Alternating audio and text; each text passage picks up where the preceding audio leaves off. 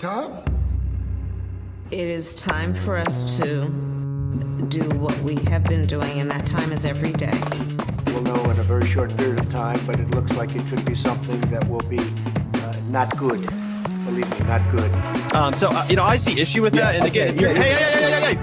You're not going to be able to insult your way to the presidency. That's not going to happen. I don't know who created Pokemon Go, but I'm trying to figure out how we get them to have Pokemon go to the polls. I'm Ted Cruz, and my pronoun is kiss my ass. So when you think about it, there is great significance to the passage of time in terms of what we need to do to lay these wires, what we need to do to create these jobs.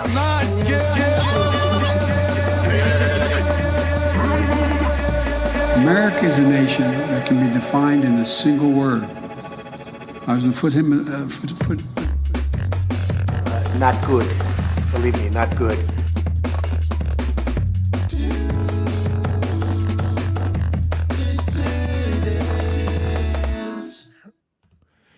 Hello, dissidents. Welcome, one and all, to a special Morning Dew edition of the Dew Dissidents podcast. Keaton Weiss here with Russell Dobular. Hello. Now, we are working hard today. You know why?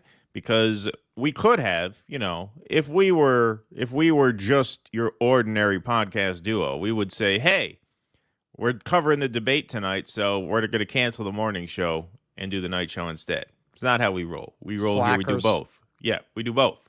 We do the morning show and the night show. So, two nights at 8:45 Eastern, we will begin our live commentary and reaction. Yes, CNN, our commentary and reaction, our fair use broadcast of the presidential debate exclusively on Rumble, and we'll be streaming on X if you want to watch on X. But if you want to join the chat and really be a part of the experience, watch us on Rumble tonight. That's a Rumble exclusive. CNN is not allowing YouTube channels to do it, but Rumble is allowing their creators to stream. So we will be live on Rumble at 8:45 tonight. Go to our Rumble channel, follow our Rumble channel, and be there. Don't come to YouTube expecting a show. We will be on Rumble exclusively at 8:45 tonight. So mark it down and be there and join our newsletter, because we're going to send out an email early this afternoon reminding everybody and giving you a link. So that's coming up tonight. What was going on in Brooklyn? Because we are on Rumble, we are finally able to employ a bevy of non-binary, politically themed strippers. Yeah, right. Yeah, exactly. Yeah. So be there promptly at 8:45 before the debate for the pre-show. Right. That's the what do they call that? Like the cabaret portion, right? The cabaret portion, yes. Exactly. In Brooklyn last night, there was something going on, an event that I like to call Dobbs Save America. Russell Dobular tweeted out. So that happened. Check out the audience interviews on Dew Dissidents Sunday at 7. So you were out there interviewing the crowd outside the Pod Save America live show. Look at that fancy marquee. One day we're gonna have a marquee like that. Listen, these guys charged minimum $100 a ticket. I think the low ticket price was about $110, and then these tickets ranged up to $262. Wow. I kept asking people how much the tickets were, but because predictably the crowd at Pod Save America would be pretty well off, it was such a negligible factor to most of them that they didn't remember. Oh, I don't know. I bought them a while ago. I don't know. Maybe 100. I don't know. That's like asking them what their yearly salary is. 370, 380, something like that. I don't know. I thought I got a raise. Maybe I didn't. I'll have to check. I'll have to look. I have to talk to my accountant. Yeah. It was very weird because I got there later than I intended because the show ended late yesterday. We did a long show yesterday. So I rush out there. I get there at 6:30 and there's nobody there and the show's at 7. I said, shit, man, I missed it. They must have let everybody in. Now I'm just going to get a couple stragglers. 10 minutes later, there's this long line for what's supposed to be a 7 o'clock show. And I checked. I didn't get it wrong. But they handled it like a show scheduled for 8. They didn't start moving the line until about 7:30. And they didn't have everyone in until about 10 to 8. which was good because I got to do 8 interviews with people out there. I had all the time in the world. It was very, very interesting.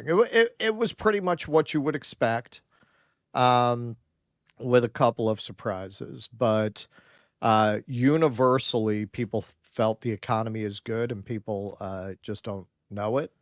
And Biden has done a really good job, and they're just uninformed. Yeah, that was the general takeaway from what Russell was telling me on the way out. So yeah, I'm really looking forward to those. And Julian interviews. Assange, well, I don't know. Maybe he shouldn't have done that, but it's good that he's out. I don't know.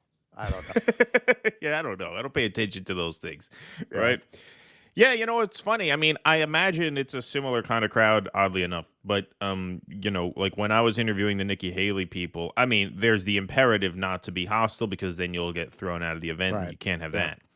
But besides that, I don't know. Like, as much as I despise everything they stand for, there's something about them. They're just nice. They're just disarming. Like, there's an innocence and a naivete about them that, like, you just feel bad kind of going for the jugular, even though you can't stand them, even though we shit talk them constantly. When you meet them in person, there's something about them that's like a kitten. Like, you don't want to punch a kitten, Yes, absolutely. That is what I found. Like, they were like children.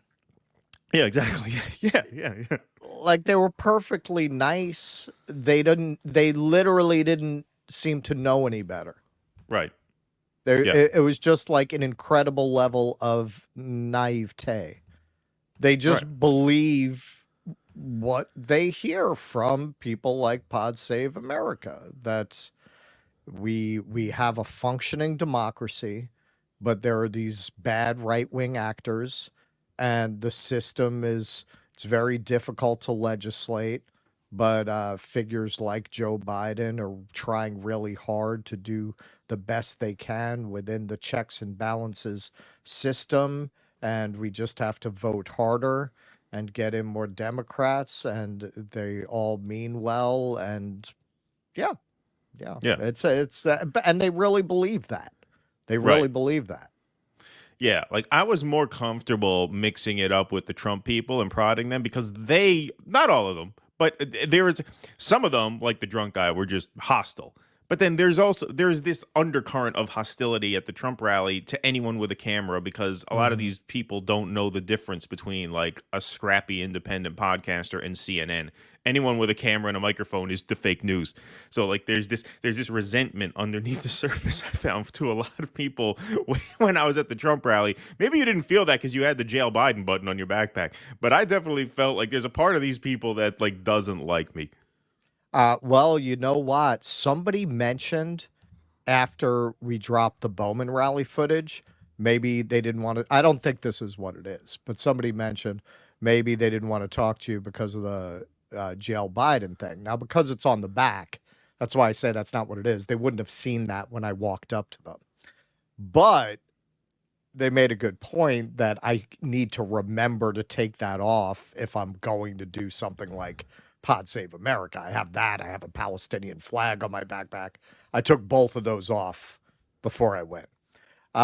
They were much more forthcoming than any crowd I have approached so far. I think it's because of the context. They just don't expect anyone to come troll a line at a Pod Save America live show. Right. Yeah, exactly. Yeah, they would think, who would possibly do that? Who would do that? And I have my very official press badge, and as we know, these people respect credentials. Right. Yeah, exactly. So it was sounds like a fun one. That's going to be really interesting. Can't wait to watch that stuff. Let's get started with a couple things here. First of all, let's wake up a little bit. You faked me out. I did a fake out. Okay, here comes the real one. 803 in the YouTube chat. YouTube and Twitter chat combined. Not sure what the breakdown is on there. Oh, 695 YouTube. Beautiful. All right, and we are almost there. We're almost there. Rumblers got to hit that like button. You got to wake up your fellow Rumblers. We're at 637, so we're almost there. But we got to do a little more work over there on the Rumble side before we can get that drop going. But thank you all for being here. Hit that like button, please, to wake everybody up and get them in here. Let's juice that algorithm in the morning. And hit that subscribe button if you are not subscribed already. All right, folks. It is early in the morning. You should always start your day with a couple glasses of water. I feel like you got to get hydrated early in the morning, and it's especially important that you're hydrated for this segment because this level of cringe will give you a Charlie horse if you are not properly hydrated. Okay? This is the New Norm Show, the South Park of X. Legalize humor. Check out the mini pilot of the first animated sitcom on X, featuring Larry Elder, Dave Rubin, and I forget this last guy's name, and a special appearance by an animated Elon Musk. Support this show and help fight the woke mind virus with laughter. Dave Rubin is crowdfunding for a show. Why doesn't he just put up some money for this show? Now, at first, I thought this was all just AI. Never do it with your own money. Yeah, exactly. At first, I thought this was all AI, but apparently Rubin and Elder actually did do voiceover for this. So here is a 3.5-minute sampling of the anti-woke humor. This could probably premiere at the Dissident Dialogues Festival this year. This is the exact kind of thing that they would feature there. Let's take a look. They'll have a round table with the creators. With the creators, yeah, right, exactly. Yeah, exactly. So here's the New Norm Show, the new anti-woke animated sitcom on X.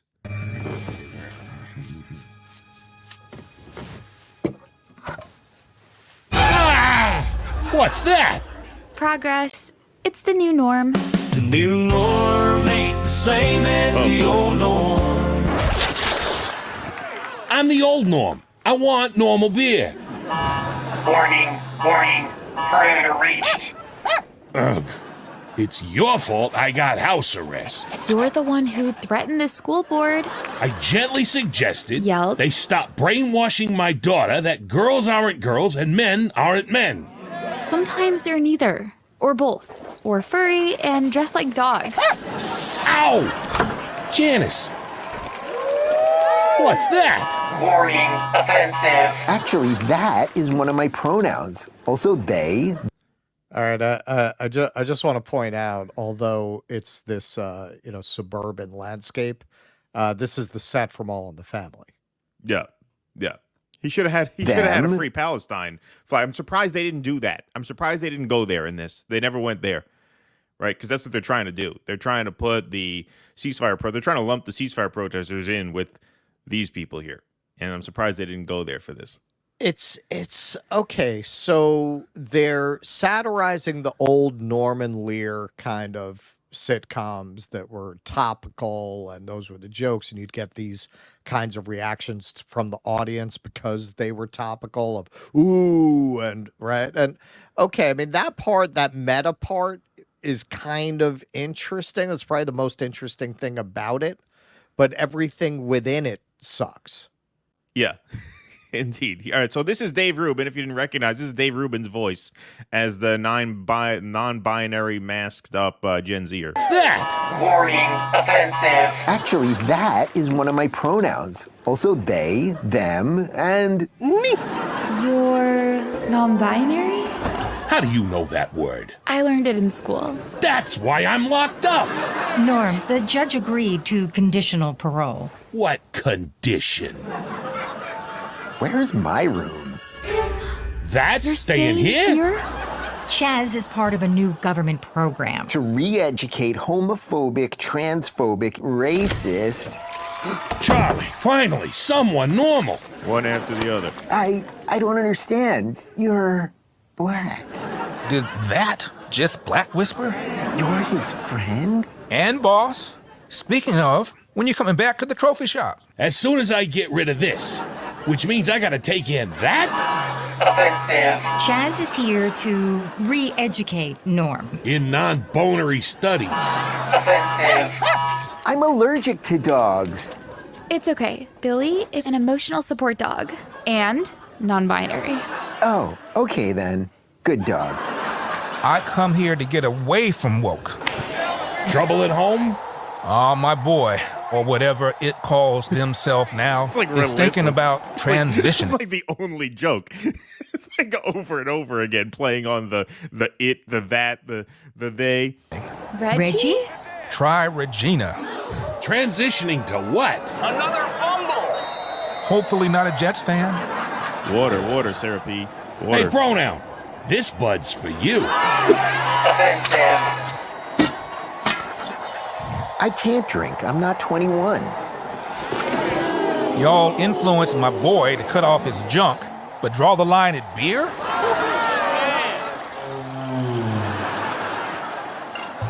Can't do this. Yes, we can. Find a way to break him.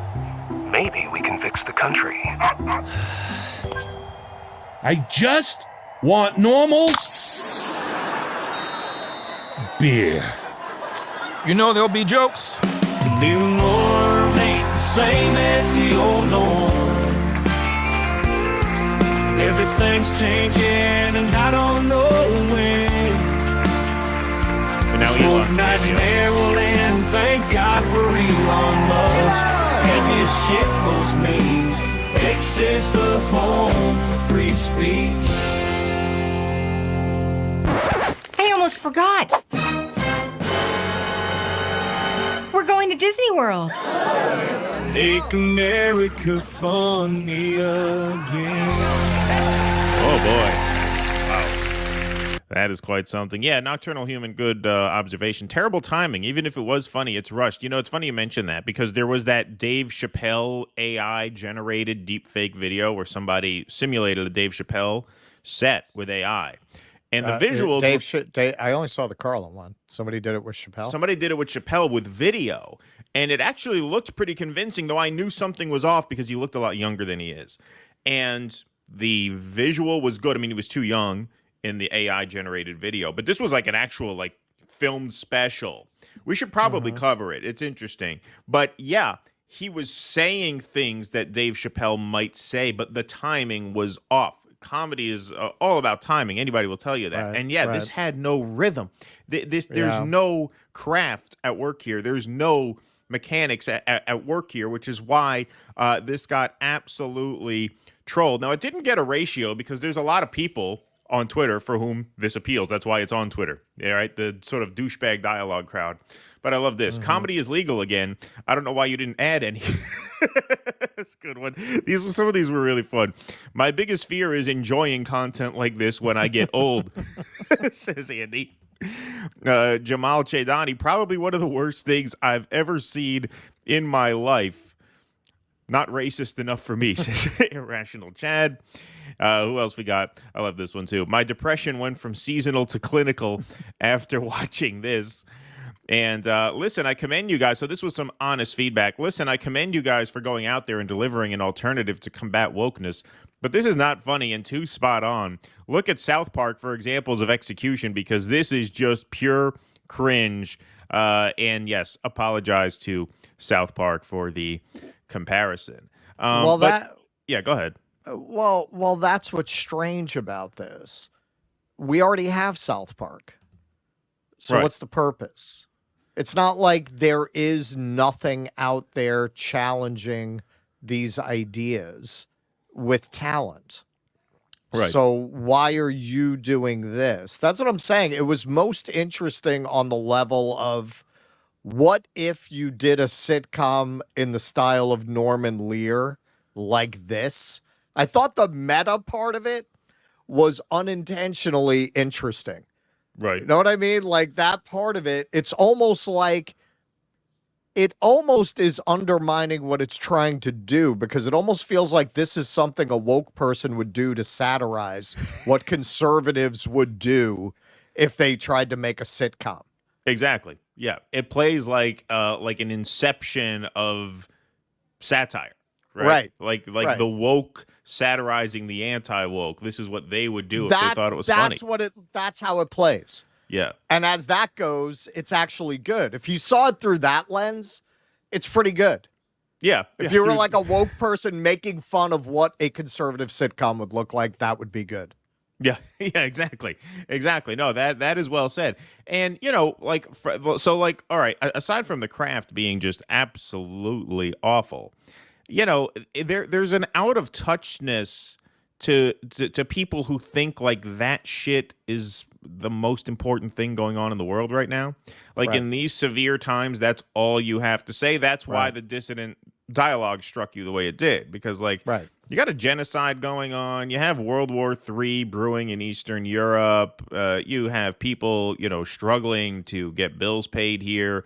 You have a lot going on in the world that's pretty dire. And you think what? Non-binary teenagers are like the most important thing you can talk about. If you had to satirize something, that's what you choose to hammer on over and over and over again. Like this crowd always criticizes, not wrongfully, how out of touch, the sort of elite ivory tower liberals are. They're not wrong about that.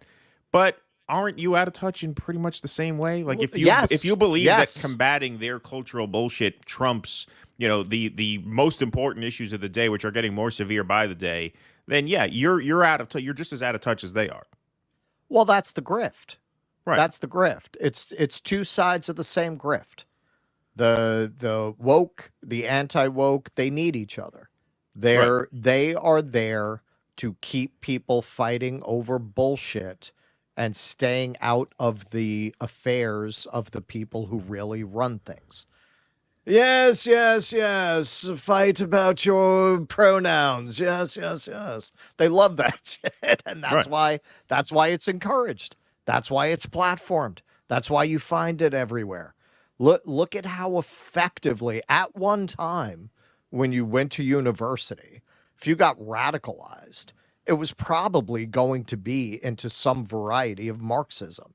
That was the point of view of radical academics and radical professors.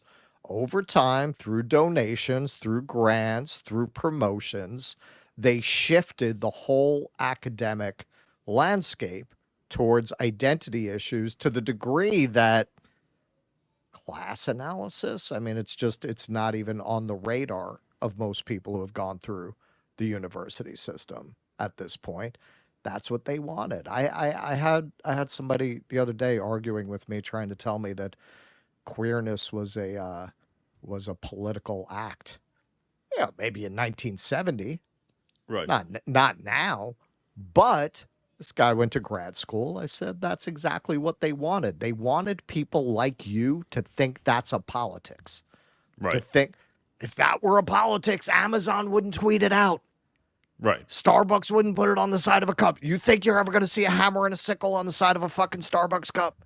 Right. You think you'll never see that because that's a threat. That's an actual threat. But this is the thing. The anti-woke people, because the woke people tend to see themselves as establishment aligned, even as they say that queerness is this radical act. They see themselves. They identify with the establishment. The anti-woke people see themselves as anti-establishment, and they will not say a word, even so, that is in any way a threat to the establishment. That's what you really saw at the douchebag dialogues with their State Department foreign policy, which at this point, I have to say, I think they're paid. I think they work with the State Department. I think they work with intelligence services. It just doesn't make sense that you would have all these people who see themselves delusionally, but see themselves as dissidents. None of them have a different opinion about Ukraine. Not one. None of them have a different opinion about Iran. None of them have a different opinion about Gaza. Not one. Not one. That's an op, man. That's an op. Come on, man. And that's the purpose of this. And also to take a lot of the working class, blue collar audience that's frustrated by the culture wars, but also frustrated by economics, and keep them obsessed with the one and not the other. To see woke and anti-woke as being in conflict, you're missing the point. You're missing the point. For the people who really, really benefit from the way society is arranged, it's all one thing. It's all one thing. They want people talking about this fucking shit, Which now with the world degrading the way that it is, yeah, it 2 years ago maybe that was relevant. It just plays as increasingly out of touch. Yes. Like who still thinks these are the issues? Right. Yeah, exactly. 763 in the Rumble chat. Left arm up. All right, let's take some Super Chats and Rumble Rants. Thank you guys for being here. The Rumble Rants and Super Chats are super helpful. We got Jake Zapp cooking here, so I'm able to field these Rumble Rants. Movie Magus 2, thanks for the $2. Need advice? Good haunted places tour in New York City. Are there any ghost tours that take you inside anywhere? The tours I guided were all like just West Village. Yeah, it's more of a dark history tour, like a gothic history tour than an actual ghost tour. Yeah. The ghost tours now, there's a company, what are they called? Like Gangster and Ghost Tours or something that sure. do these tours. But yeah, during the pandemic, a lot of those ghost tour companies were kind of fly by night. A lot of them never came back after the pandemic. So no, I don't have any good advice. Other than that, there's a company that's one of the bigger ones. I think they're called like Gangsters and Ghosts. So maybe check that out. You could look up haunted tours. You'll find stuff. I took people around the village. There's the, the Jefferson Library, that's supposedly haunted. I don't know. I don't want to tell you you're going to go inside and get a vibe from anywhere since I don't really believe in that stuff. But, you could go walk around the village. There's a lot of places. Northern Dispensary. Yeah.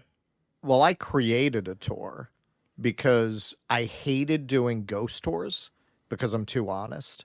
But, it's all bullshit. I'm going to let you in on a tour secret. Guides. You honest tour guides are such ball breakers. Like, when I would try to schedule guides for shit, I would, and Russell even did this to me a couple times when we briefly worked together in the tourism industry. It's like, I don't think I'm the right person to guide that tour. I'm like, motherfucker, just fucking do it. We got to get it filled. Like, there's 12 people who paid to take the tour. We need somebody to take them around and point at the shit and say, this is this. We'll go, I'm the right person to do it. What am I, casting the fucking Godfather a remake here? I'm not for this. Just do it. Well, yeah, sure, man. Because if you're into Sex in the City, and I hate Sex in the City, it's not even fair to them to have me do it. Because I'm going to have... Fair to them. Maybe I can restrain myself from making the entire tour a diatribe about... There's a true story. I was asked to do a Sex in the City tour. So maybe I can refrain from doing a diatribe for 2 hours, but I'm not going to be able to fake enthusiasm. Right. And at that point, I'd rather not do it. I don't feel good doing it. They're not going to have a good experience because I'm not going to be excited. Like a sports tour, like Yankee Stadium. I'm not going to take people to Yankee Stadium. I could learn the information, but I don't give a shit. And that's going to read.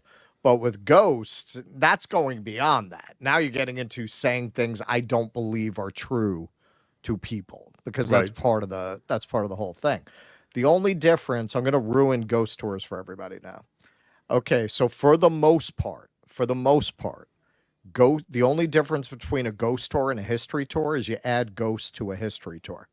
So whereas a history tour, you would say Alexander Hamilton, after the duel, lingered in the townhouse for 2 weeks and then passed away. Okay, now it's October. And some people in the neighborhood say they see a man in 18th century dress in the window, and now you got a ghost tour. At best, ghost tours are local legends. So there's that. Like you go to New Orleans ghost tour, there are really those legends about the LaLaurie mansion and these various places, whether you believe that or not. But what I did find interesting was usually there was an underlying story of murder under the ghost bullshit. So I created my own tour, the Weird New York tour, which I actually gave to Tusker when she was here, where I took the real murder stories and just made a tour about that and other things that aren't on ghost tours. Like I take people to the Weather Underground townhouse that blew up in 1970. Right. I take them to the CIA safe house where they used to do MK Ultra experiments on unsuspecting people while they filmed them. So yeah, I've been thinking I might offer a tour for the audience. Oh, that would be fun. Yeah, that would be great. I might do it. I know most of those spots.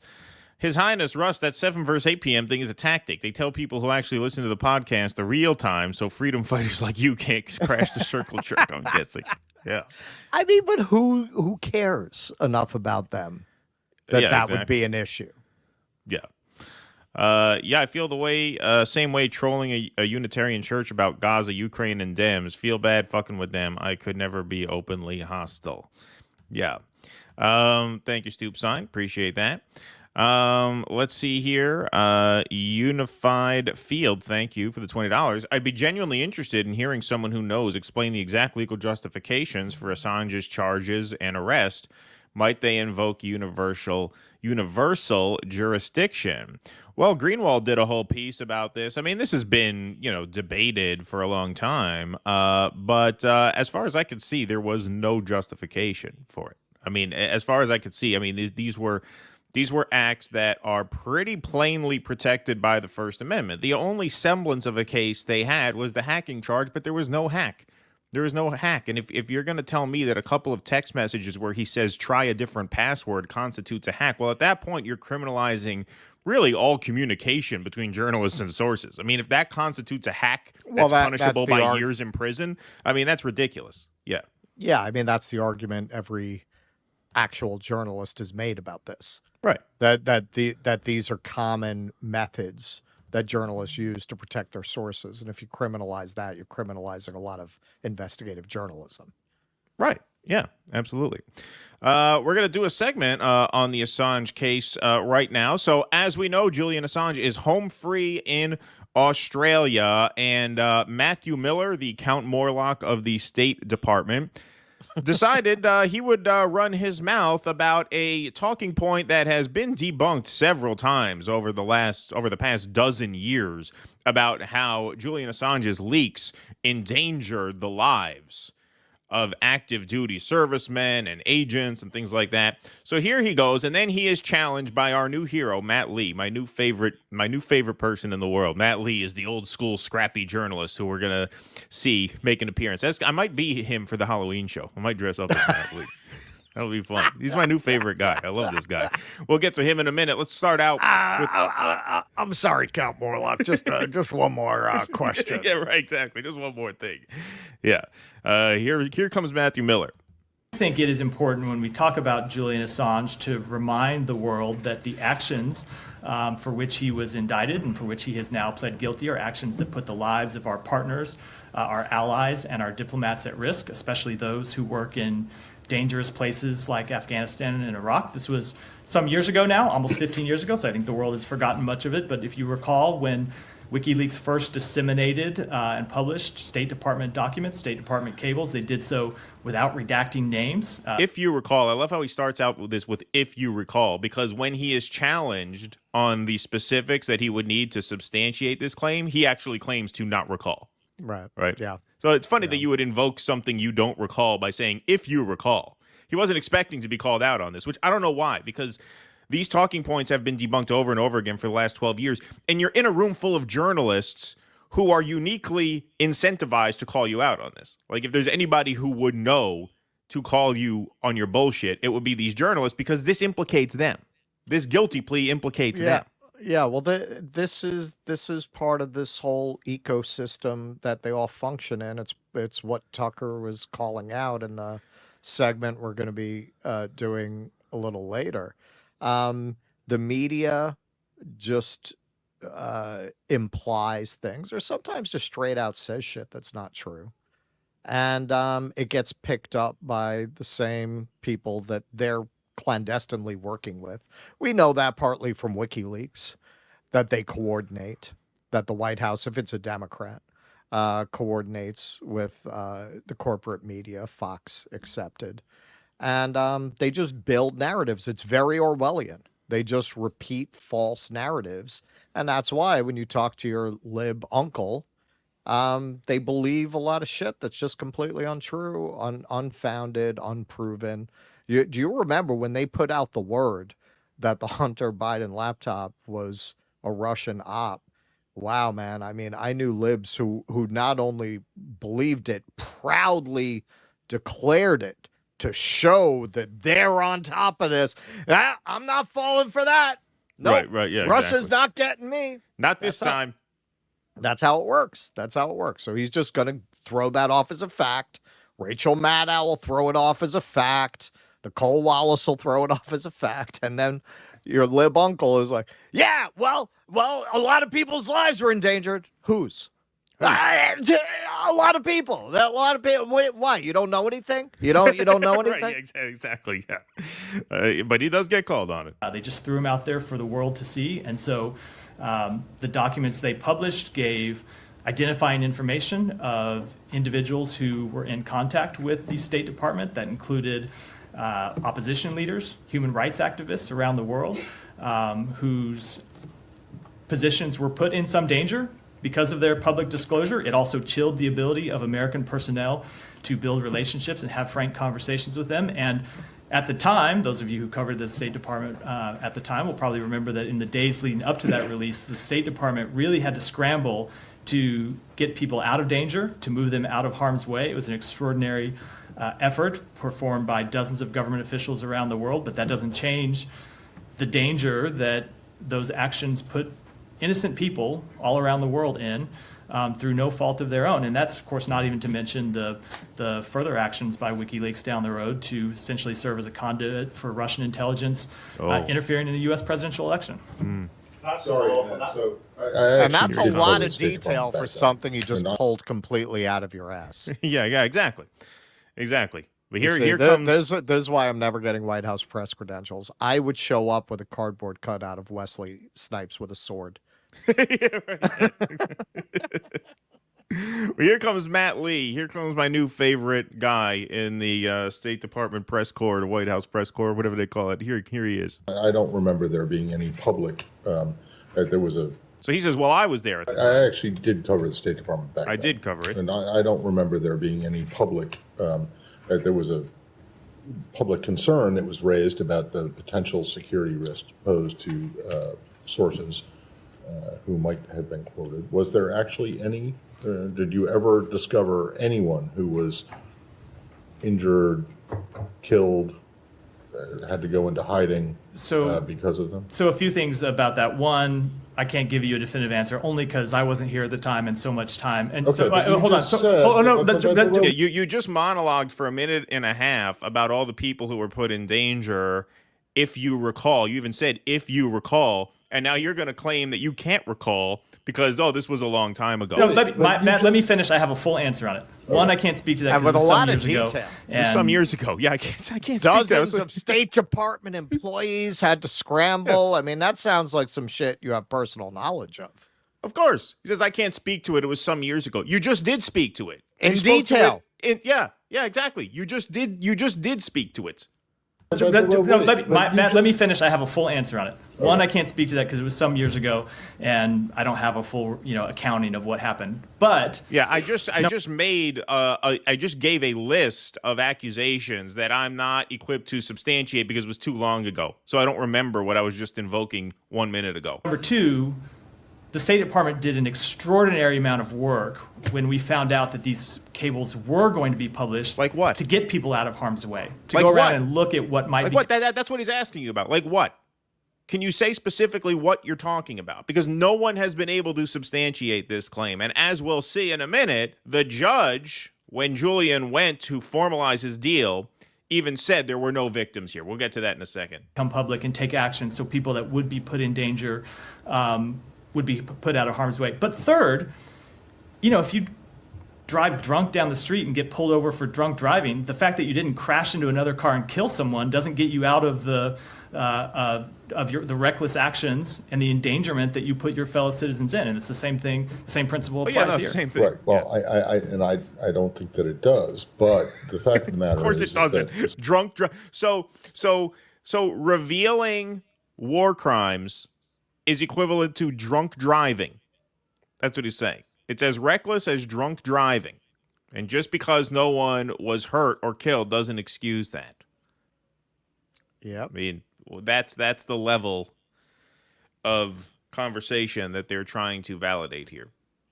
State Department has been, at least as far as I know, and maybe I'm wrong, but has never been able to point to anyone who was compromised or killed or put at risk because of this. Their identities were compromised. The State Department went to great work to get people out of harm's way, to prevent that very action from happening. Do you know how many people about? As I said, this was some time ago. I was in the government at the time, not at the State Department. I'd have to go back and look at it, but I do know that there was work around the world, especially in places like Afghanistan, Iraq, and other places around the world. Afghanistan, Iraq. So what you're saying is people who were committing war crimes were exposed for committing war crimes.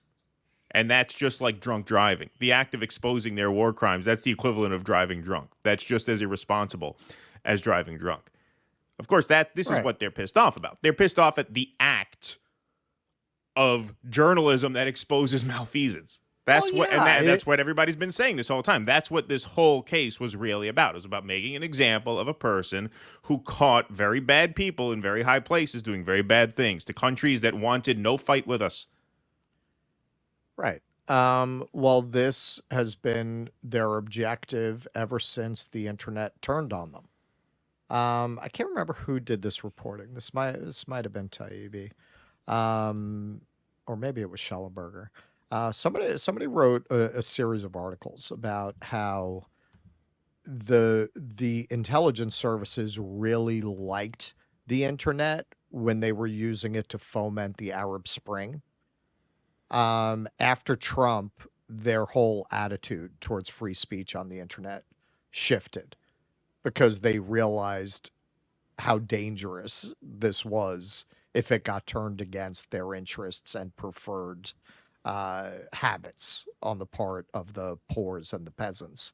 And ever since, they've been trying to censor the internet. And part of that effort has been to propagandize the idea that freedom of speech is right-wing, that a belief in the First Amendment is somehow right-wing. And it's been so insidious and very successful with, that was a question I didn't get into. I wish I had now. Although I asked about Assange, which touches on it. So do you believe in a free and open internet? Because the Pod Save America crowd, I guarantee you, would have been like, well, it depends. Yeah, right, exactly. And all of these people, if you would ask them even 10 years ago, would have said absolutely yes. That is how effective this brainwashing campaign has been. And that's an example of it, to say, well, it's like drunk driving. So the idea that what he did is wrong is not open to discussion or debate. That, by definition, what he did was reckless endangerment, even if you didn't actually kill anybody. Exactly. They did have to do a great amount of work to kind of move people. Well, one of your predecessors, P.J. Crowley, who was standing at the podium at the time, went to great pains to talk about the potential damage that could or would be caused by these revelations. And unless I missed it, I didn't hear that there was any. Yeah, there was not any. There was not any. And don't take his word for it. Don't take our word for it. Take the judge's word for it. So here is Stella tweeting out quotes from inside the courtroom. "You stand before me to be sentenced in this criminal action," Judge Mangliona says. "I would note the following. Timing matters. If this case was brought before me sometime near 2012, without the benefit of what I know now, that you served a period of imprisonment in apparently one of the harshest facilities in the United Kingdom," so this is the judge talking, "there's another significant fact." Again, this is from the judge's mouth in the courtroom. "The government has indicated there is no personal victim here. That tells me the dissemination of this information did not result in any known physical injury.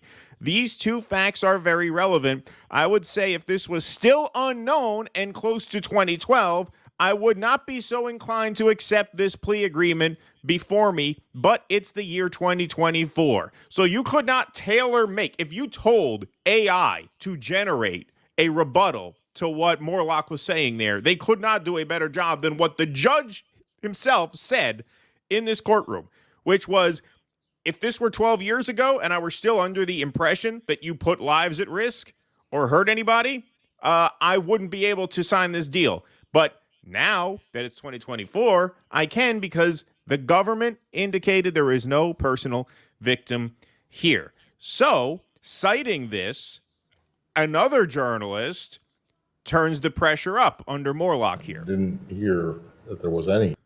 So here's the part two. The sentencing part of the judgment, the judge noted that there were no victims of Mr. Assange's behavior, which is part of the reason that the sentence was what it was. Do you disagree with that? Do you think there were victims of his actions? I'm not going to speak to a comment made by a judge in a ruling. It would never be appropriate for me to do so, but I stand by the comments I made just a minute ago. What? He says that. You're not going to speak to a comment. Matt Lee says, what do you mean? Well, and this is what they do. Look how he falls back on invoking guardrails and norms that don't exist.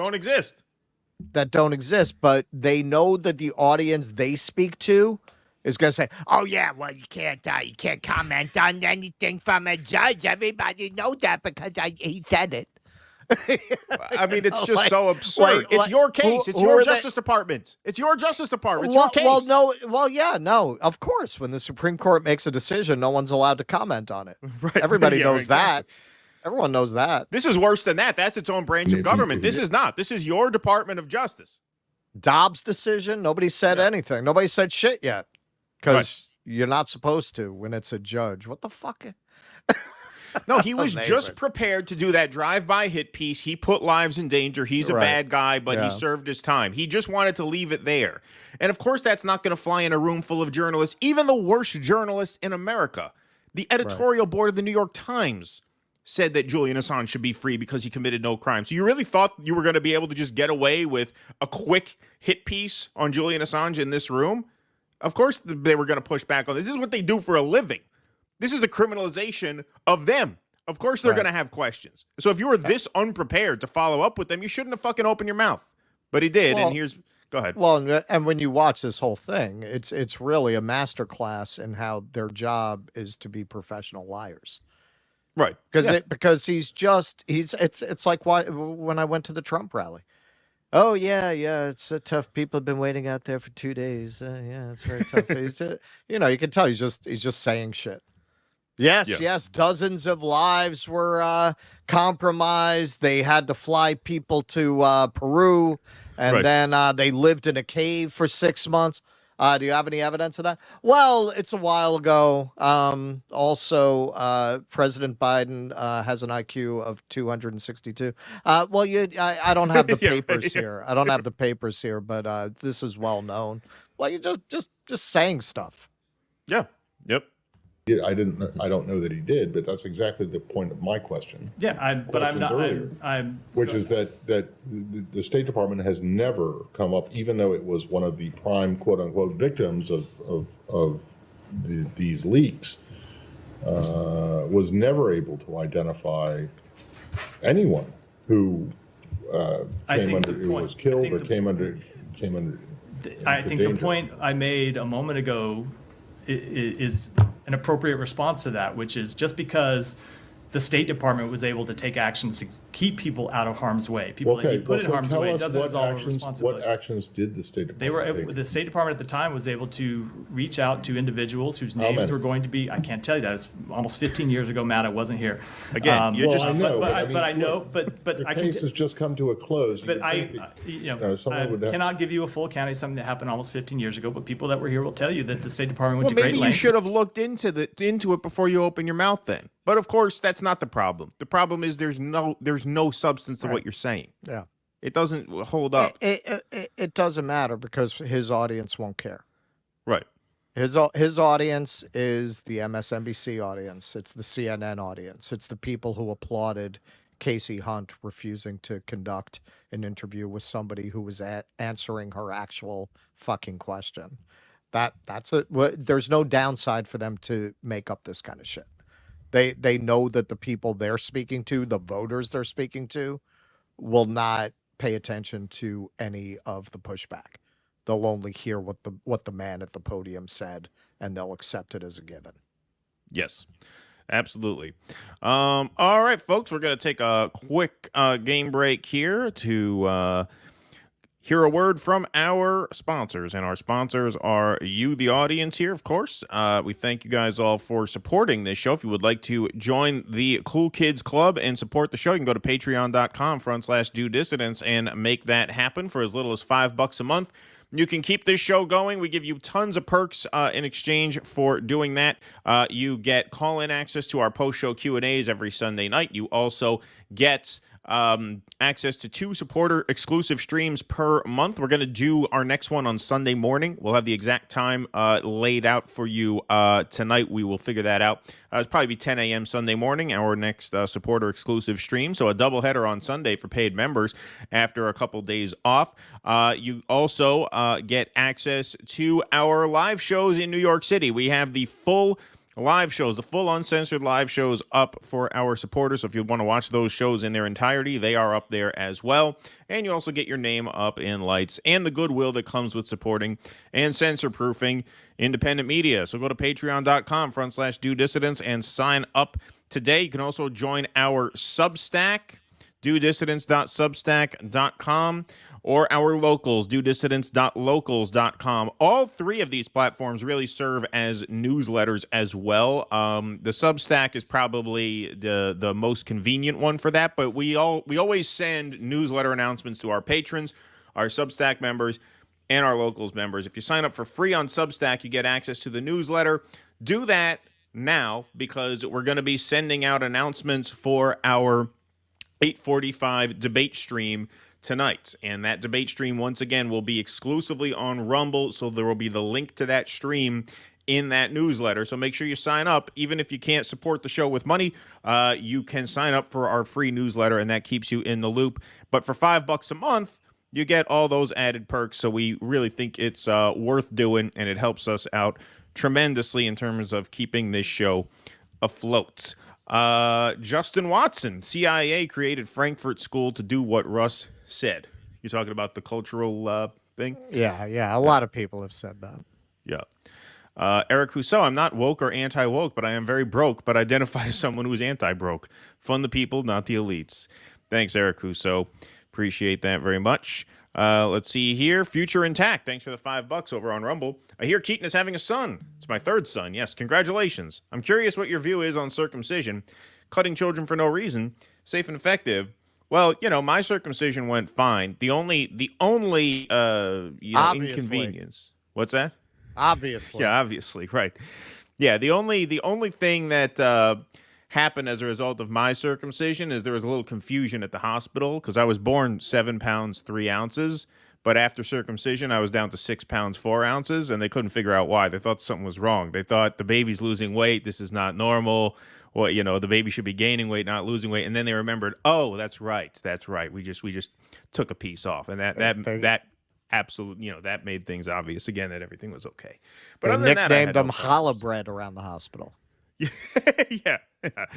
Other than that, there were no problems.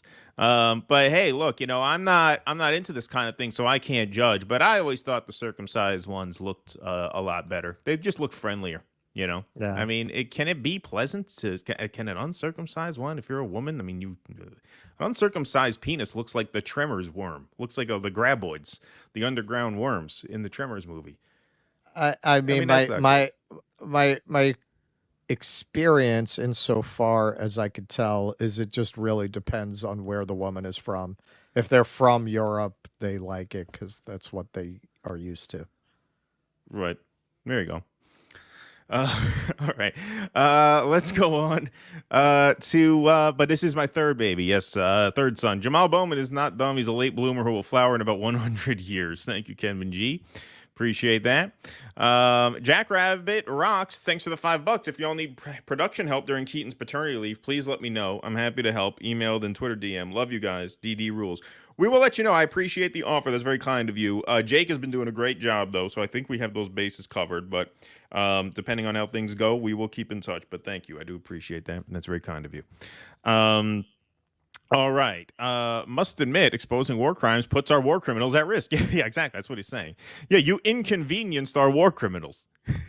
So we're going to say you put them at risk, even though all evidence shows you didn't. But yeah, do you know our war criminals had to go out of their way as a result of your leaks? Yeah, that was kind of his aim. I'm sure that was the goal. I'm sure he doesn't regret that, as he shouldn't. All right, well, let's move on here. Got plenty more material on this Thursday morning. Folks, you know America is in decline when it can't even coup Bolivia anymore. You know, I mean, you were talking about losing your fastball as a nation. I mean, cooing Bolivia, that's the easy one. Donald Trump just issued a statement. You know, if this were me, we'd have cooed Bolivia. I could coup Bolivia in 5 minutes. Under Joe Biden, you can't even coup Bolivia anymore. Things are a mess. This country's gone to hell. Bolivia coup attempt. Go ahead. When I get into office, pretty soon we're going to have casinos in Bolivia like in the old days in Cuba. Yeah, exactly. Bolivia coup attempt fails after military assault on presidential palace. Bolivian armed forces pulled back from the presidential palace in La Paz on Wednesday evening, and after a general was arrested after President Luis Arce slammed a coup attempt against the government and called for international support. Earlier in the day, military units led by General Juan Jose Zuniga, recently stripped of his military command, had gathered in the Central Plaza Murillo Square, home to the presidential palace and Congress. A Reuters witness saw an armored vehicle ram a door of the presidential palace and soldiers rush in. Let's take a look at that video here. All right. I am going to translate. Senior Musk has sent his special coup edition Cybertruck. So far, it is not able to get to the Cobalt. So far, the people are bravely repelling the imperialist Musk's cyber attempt to rob the people of Bolivia. That's right. The funny thing is that looks like a Cybertruck, and ironically, you remember Elon's tweet from a few years back. He specifically wanted to coup Bolivia. Right. I think lithium, not cobalt. It was lithium that they got. It was lithium. Yeah. This is. I think he's behind this. Yes. Fortunately, the Cybertruck is an enormous piece of merd, and so the people are easily able to repel it. Yeah. Maybe that's if the whole they point had of the come with a Cybertruck Ford to F-150, we would have been in a lot of trouble. Yeah, right. You need gas-powered cars if you want to coup Bolivia. You can't do a green coup of Bolivia. No, it just doesn't work. Fossil fuels, baby. Just doesn't work. That's right. Today, the country is facing an attempted coup d'etat. Today, the country faces once again, interests so that democracy in Bolivia is cut short, Arce said in comments from the presidential palace with armed soldiers outside. The Bolivian people are summoned today. We need the Bolivian people to organize and mobilize against the coup d'etat in favor of democracy. A few hours later, a Reuters witness saw soldiers withdraw from the square and police take control of the plaza. Bolivian authorities arrested Zuniga and took him away, though their destination was unclear. Inside the presidential palace, Arce swore in Jose Wilson Sanchez as the military commander, Zuniga's former role. He called for calm and order to be restored. I order that all personnel mobilized on the streets return to their units, Sanchez said. We entreat that the blood of our soldiers not be spilled. The United States said it was closely monitoring the situation and urged calm and restraint. They expressed regret. This coup failed so quickly, we didn't even have time to arm the rebels. We didn't even have time to arm them. They couldn't even last 3 hours. If it went on a day or two, perhaps we could have given you some funding, but no communication. Tensions have been building. Kissinger is in hell critiquing this In my day, when we wanted to do a coup, we did a coup. Well, yeah, well, it's funny you mentioned that. I forget who said it. There was somebody said, some CIA guy, or maybe it was John Bolton, I forget who it was. But in reference to January 6th, they even said something to the effect of like, yeah, I've done a lot of coups and this looks just like that. It's like they would admit that they would orchestrate this kind of thing all the time. Tensions have been... Do I miss the Dulles brothers? Yeah, right. Exactly. The old school, right? The old guard. Yeah. They could have pulled this off. Tensions have been building in Bolivia ahead of the general elections in 2025, with leftist ex-president Evo Morales, who was couped for a time by the United States, who claimed baselessly that he did not legitimately win his election, even though he did, planning to run against former ally ARSA, creating a major rift in the ruling Socialist Party and wider political uncertainty. Many do not want a return of Morales, who governed from 2006 to 2019 when he was ousted amid widespread protests and replaced by an interim conservative government. ARSA then won election in 2020. Okay, here's the thing. Zuniga said recently that Morales should not be able to return as president and threatened to block him if he attempted to, which led ARSA to remove Zuniga from his post. So this general was removed from his post for threats against the former president and future candidate. And then, obviously, the day after that, he tried to coup them. Ahead of the attack on the presidential palace, Zuniga had addressed reporters in the square and cited growing anger in the landlocked country, which has been battling an economic slump with depleted central bank reserves and pressure on the Boliviano currency as gas exports have dried up. The three chiefs of the armed forces have come to express our dismay, Zuniga told a local TV station, calling for a new cabinet of ministers. Stop destroying, stop impoverishing our country, stop humiliating our army, he said in full uniform, flanked by soldiers, insisting the action being taken was supported by the public. Morales, head of the ruling MAS Socialist Party, said his supporters would mobilize in support of democracy. We will not allow the armed forces to violate democracy and intimidate people, Morales said. Bolivia's public prosecutor's office said it would launch a criminal investigation against Zuniga and others involved in the attempted coup. Public support for ARSA and Bolivia's democracy has poured in from regional leaders and beyond. We express the strongest condemnation of the attempted coup d'etat in Bolivia, our total support and support for President Luis Alberto Arce Catacora, Mexican President AMLO, Andres Manuel Lopez Obrador, said on X. Even conservative political opponents of the government in Bolivia condemned the military action, including ex-president Jeanine Áñez, who was imprisoned in 2022 amid political turmoil. I fully reject the mobilization of the military in the Plaza Murillo attempting to destroy constitutional order, she wrote on X. The MAS with Arce and Evo must be got out through the vote. In 2025, we Bolivians will defend democracy. So even their political rivals did not appreciate that stunt. Here is Bolivia's foreign minister denouncing the coup attempt. El Estado plurinacional de Bolivia denuncia ante la comunidad internacional las movilizaciones irregulares de algunas unidades del ejército boliviano que atentan contra la democracia, la paz y la seguridad del país. Hacemos un llamado a la comunidad internacional, a la población boliviana, a hacer respetar los valores democráticos y respaldar al gobierno del hermano presidente Luis Arce Catacora, constitucional y legítimo, elegido por la voluntad soberana del pueblo boliviano. La Paz, 26 de junio.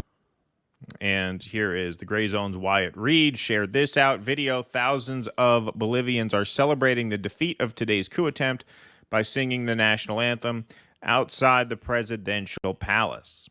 Todos los bolivianos que están en la Plaza Murillo entonan el himno a la patria. Síguenos y encontraste armonioso, dulces signos de paz y de unión.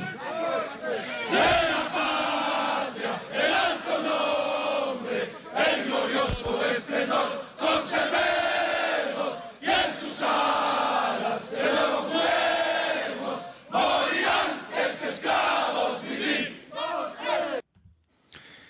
Manuel de los Santos says Bolivia crushed a fascist coup so fast the U.S. government didn't even have time to publicly back the military forces. Yes, which informs my little crack here. You know America's lost its touch when it can't even coup Bolivia anymore. It's a different world. It's a different world.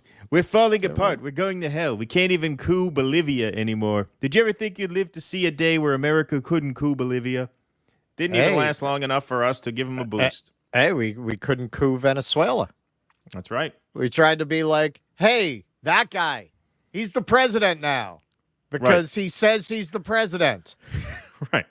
Yeah. Yep. That didn't work out very well either. Multipolar world emerging. Things are different. Things are different. What was the last successful coup we had? Yeah, when was the last successful coup was we that had? what was that Ecuador? Was that Ecuador? I mean, we did successfully replace Morales in Bolivia for a while, and then he was reinstated. But there was an interim government because the OAS deemed that his victory was illegitimate, which was really interesting because they used the same rationalization that Trump used to claim that the 2020 race was stolen from him, which was the fact that a bunch of votes came in the middle of the night from places that took long to report their numbers. That was the exact argument that Trump made to say, well, there must be something going on here. And I remember we validated that claim, not in Trump's case, but in their case. And so I forget exactly when that happened. I should have had that at my fingertips for this segment. But now that you mention it, we did get rid of him for a while, and then he came back. Yeah. Right. But yeah, when did we last actually do one? Because the Venezuela one we had worked on for a while. We can't make puppet governments anymore. Oh, yeah. Well, Ukraine. There you go. I guess that's the yeah. Yeah. You know what, Charles? Ding, ding, ding. That's our bad. Our bad. Yeah. Yeah. Yeah. Good call. And actually, now the Kenyan security forces have arrived in Haiti. So that might be on its way. That might be the next one on the list. Indeed. All right, let's go here. Mark, I heard that Wikipedia, I think you mean WikiLeaks, but people make that mistake, oddly enough, from time to time, took down Hillary DNC emails as an unwritten part of deal. I've heard that. I have not seen proof of that, so I'm not sure. But besides that, at this point, those have been disseminated far and wide. Who would care? Yeah, who would care? Yeah. Yes, I think that's right. Okay, let's see here. Nocturnal Human. I heard RFK Jr. was going to debate himself. I think that's mass debation. Good one. Good one. I like that. Well, he'd be just the person to do it. Where is he streaming? Because he's streaming it with commentary. Is that going to be just on Twitter? He should debate Mel Gibson.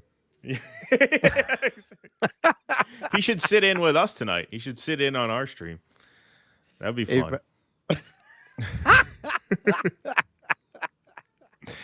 Mary Rose, the only thing straight about Matt Lee is his nose. He's totally corrupt, actually. Is that true? Don't ruin that for me. I like Matt Lee. Matt Lee, he's like the kind of guy who, like one of these real old school scrappy guys. You know, you get the sense he smokes half a pack of cigarettes in the morning, drinks black coffee out of a paper cup, reads the newspaper, like the physical newspaper, folds it, crumples it. Is like a throwback to a reporter from 1977. Yeah, exactly. All right, let's see what else we got over here. Uncircumcised pecker looks like a graboid. LMAO, good reference, Keaton. Here's a few more. Like a fleshy elephant trunk, like a human snake shedding skin, like a male member wearing a peachy sock. Thank you and good night. Well, thank you. Who sent that in? That was the Peopled Infinite. Thank you, the Peopled Infinite. Appreciate that. I believe if you don't have to cut someone, you probably shouldn't, but I appreciate your replying. Looking forward to more live streams.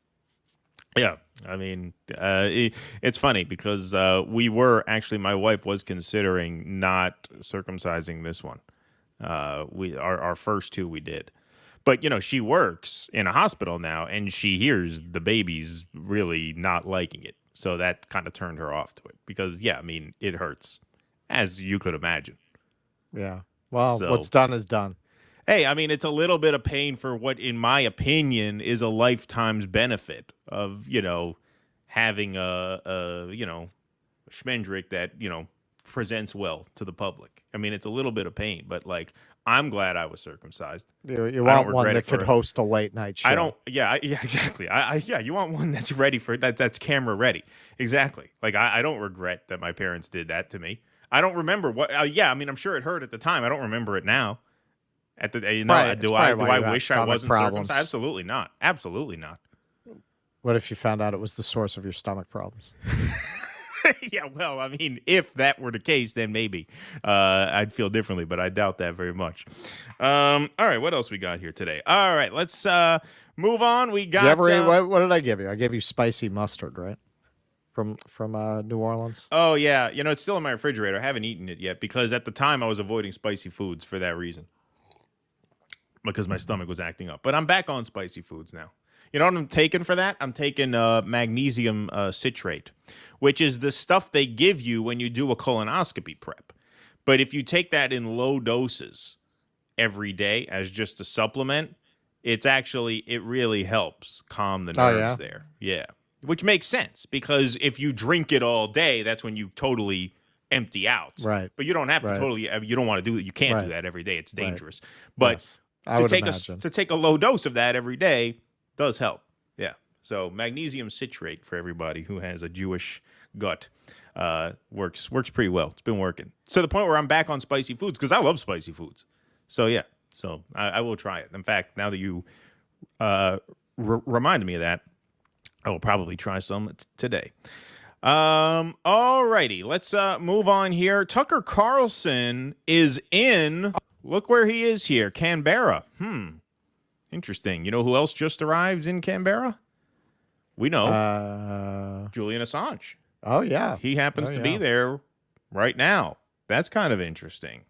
But this was a pretty epic exchange between Tucker and a reporter who tried to red bait him over his interview with Vladimir Putin. This is a bit on the lengthy side, about 5 minutes. But it is worth the watch. So let's take a look. File this under, this didn't go the way you thought it would, did it? No, this was absolutely brutal in a good way. I mean, he just absolutely takes this guy apart. I'm interested in your position on Putin.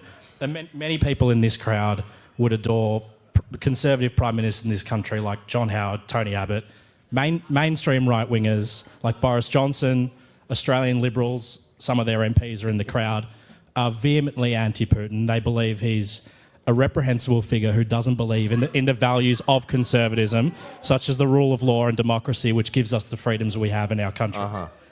I'm interested. Okay, I'm just going to point out, not to break the flow, but I'm just going to point out, you remember Boris Johnson was the Donald Trump of England. Right. Until he did the bidding of the NATO power structure and went and crushed the peace deal in Ukraine. And then he became a mainstream right-winger, right? They were painting him with the Trump brush, but he did what he was told, and now he's mainstream. Yes.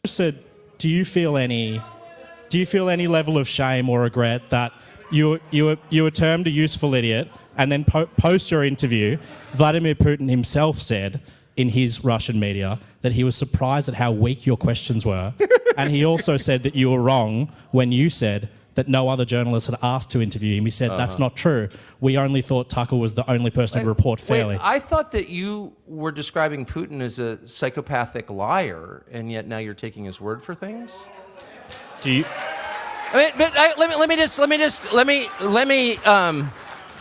Let me just quickly unpack your absurd soliloquy if I can. First, I'm stuck on the idea that Boris Johnson is a right-winger. Do you know Boris Johnson? I do. Boris Johnson is a criminal buffoon who, like so many who claim to love Ukraine, is single-handedly responsible for the deaths of hundreds of thousands of Ukrainian men in this war that Ukraine cannot win. And I would refer you to Wikipedia. How many more people does Russia have than Ukraine? Do you know? 100 million. 100 million. And in a land war, that's a relevant number. It is not possible for Ukraine to beat Russia. The best they can do is sue for peace. That's been known, including by Zelensky, who wanted that since the early days of this conflict. And Boris Johnson, on orders from the Biden administration, shut down, and this is not a disputed fact, this is a fact, admitted by everybody now, shut down the peace negotiations almost 2 years ago. And Ukraine has been completely destroyed. And now Zelensky has passed a law allowing foreign corporations to own land there. So you tell me what Ukraine is going to look like in 30 years, when all of it is owned by BlackRock and multinational corporations and its population is not Ukrainian, okay? So the tragedy of what's happened in Ukraine, orchestrated by the Western powers, including your government, and I hope you do, and driven by my government, I feel shame about it, I hope you do too, is really one of the great crimes of my lifetime. So the idea that somehow if you're against that, you're for Putin, well, of course, that's absurd. Yeah, that is just butter. I mean, that is just beautifully said. And, good to say it right to this fucking moron's face. Because in these elite media circles, the premise that this guy floated to him just goes unchallenged all the time. Yep. You never even hear what is hidden in plain sight, which is Boris Johnson in this case. But you could substitute Boris Johnson for Kamala Harris, who tried to goad Ukraine into joining NATO at the German conference, right? Like, you could substitute that for any leader. Boris Johnson is especially culpable since he actually went and advised them not to see. This is how they try to wiggle out of this. Oh, no, I didn't sabotage the peace deal. I was just there to assure Ukraine that we would back them up should they reject the peace deal. No, that's not me telling them not to take it. That's me saying, hey, you don't have to do it. We'll have your back. That's how they try to wiggle out of it, which is, of course, nonsense. But what he said there is, actually, if you give a shit about the people of Ukraine, Boris Johnson should be one of the most hated men on earth. Right. And he's not. He's not. You act like his hands are squeaky clean in all of this. And this is all on not just Putin, but on journalists like me who thought I should maybe, I don't know, interview him. Right? Because that's how this was set up, as a hit job against him. Well, Putin wanted you to interview him because he knew you would softball him. Right. Well, it just shows you that these people, as he points out, I don't know if you put in that part where he starts talking about the journalism industry. Yeah, there's a little bit of that at the end. That this guy is a part of. Yeah. It is very clear that they are not there to report on power. They work for power. And you can really see that in the way that the narrative around Boris Johnson flipped on a dime when he became their creature. Right. What? Okay. So the powers that be decided they like Boris Johnson. Why did you, if you're journalists, why should you care that Boris Johnson became a stooge in good standing with powerful people? Why should that have changed the media narrative if the media is truly independent? Yeah, that's another great irony of this, is that Tucker called Boris Johnson a criminal buffoon, which ironically is exactly how the mainstream press reported on him until he backed their war. Yep. Right? Yep. And then all of a sudden he became a respectable figure. Yep. Yep. By the way, speaking of your friend Boris Johnson, he attacked me, of course, ad hominem, and so I called him. He was a journalist, not surprisingly, a man of low character, not shocking. And so I called him and I said, well, you've called me all these names. Why don't you sit down for a conversation? I happen to be in your rainy, depressing slum, London, and we could have a conversation. And he said, I won't do that unless you pay me $1 million. I just ate breakfast. I just ate a plate of watery baked beans. I can come fart in your face and we can have an interview. Let's do it. Let's talk. I just ate a piece of undigestible ham shoved between two slices of bread with no condiments. I'll be right over. I just had some jellied eel and raw potato. Let's make a date of it. That's a fact. That's a non-disputed fact. I have the text messages. So if that is the credible source of the slur that, look, if I were a toady of Putin or I loved Putin, I would just say so. Because why do I care? I've already been fired. I don't work for anybody. I have no incentive. And by the way, it's perfectly fine if people love Putin. Well, I don't understand what that has to do with anything. We are citizens of different countries. We should judge first and foremost our own leaders. How's our country doing? How are my children doing? What's their future look like? None of that has anything to do with Putin, except to the extent that you all, this country, sit back, your government allows the Biden administration to push us into nuclear war, which is where we are right now, right on the cusp of it. And somehow that's not a story. That is that Putin doesn't respect human rights or the rule of law. Okay. Well, just today, Julian Assange was released after 12 years. 12 years in custody. And your government did nothing. The UK made it possible, and the United States demanded it. You tell me how that's consistent with the rule of law or democracy. It's not. It's ruled by the intel agencies. It's lawlessness, and it's a crime. So I'm not saying that we're morally equivalent to Putin. I'm not saying that. What I'm saying is our concern should be first and foremost, how are our countries run? And we give our own leaders a pass time and time again because they point to some other creep on the world stage and say, he's bad. Kim Jong-un is bad. Well, yeah, of course he's bad. That's why I don't live in North Korea. That's why I don't live in Russia. I have no interest in living in Russia. But the point is, you're bad too. And the fact that he's bad does not allow you to continue being bad. What? And the last thing I will say that I really feel deeply and I really resent on an emotional level, and you'll pardon my passion, I don't know you, I'm sure we'd be very close friends if we did know each other. But I really resent what I have seen across the West in the past 15 years, and it's a sea change from my youth when my father was a reporter, this alignment between media organizations and the government. I find disgusting, actually. I think it's a perfect inversion of what you're supposed to do. If you're a journalist, your job is to challenge power on behalf of the powerless. It is not to align with the powerful against the powerless. I mean, goddamn. And, if you're going to pick that fight with Tucker Carlson, see, this is the arrogance of these people, okay? There are people with whom I not only disagree, but there are people whom I actually disrespect and despise, who I would know better than to challenge on a certain point, because I can recognize intelligence and talent even if I can't stand a person. So if you're one of these little mid-wit fucking dime a dozen reporters, you see a guy like Tucker, if you've studied his work, which this guy obviously has because he knew about the Putin interview, don't you recognize how out of your league he is? Don't you anticipate being embarrassed when you try and shiv him with a question like that? Like, there are people who I would not challenge because I know, even if I can't stand them, they have a skill set. They're better than me. They're smarter than me. They have more experience than me. They would crush me if I tried to challenge them on something. That never occurs to these people because, as Tucker says, I think he gets into this later in the piece. This was like a 10-minute response. We weren't going to play all of it. Or maybe it wasn't this piece. Maybe it was earlier in that conference. It's the same forum. He says, a journalist audience is no longer the public. Journalist audience are other journalists now.